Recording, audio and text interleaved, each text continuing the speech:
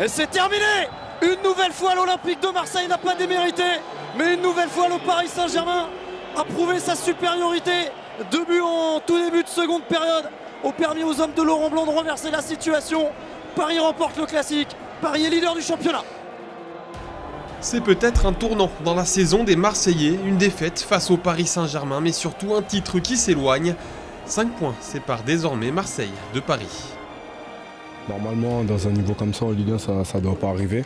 On ne doit pas prendre 2 buts comme ça aussi rapidement. Et voilà, ce soir, on perd les 3 points. 3 points de perdu et un constat, Marseille n'y arrive pas face au gros. La statistique est simple, cette saison, l'OM n'a gagné qu'une fois face à un membre du top 5, c'était face à Saint-Etienne en début de saison. Pour le reste, le bilan est faible, 2 nuls et 4 défaites. Pire, si l'on dressait un classement interne entre les 5 premiers, l'OM serait bon dernier avec 11 points de retard sur le Paris Saint-Germain. Le mal marseillais est identifié. El dispositivo que elegimos para... Et le dispositif que l'on a choisi pour affronter le Paris Saint-Germain a fait que nos joueurs n'étaient pas commodes pour jouer le match.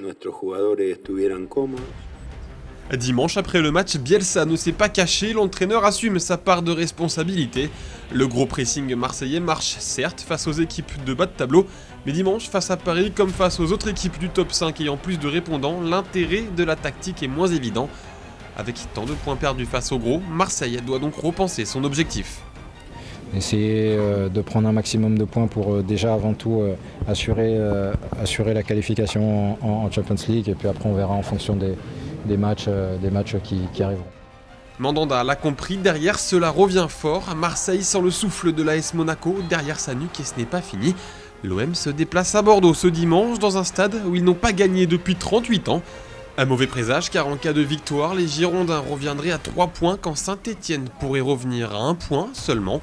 De là à imaginer une non-qualification européenne, il n'y a qu'un pas. Alors, pour prévenir tout risque, l'OM doit espérer que les vainqueurs des coupes nationales soient déjà qualifiés pour l'Europe par le classement, ce qui permettrait aux 5e et 6e d'aller en Ligue Europa.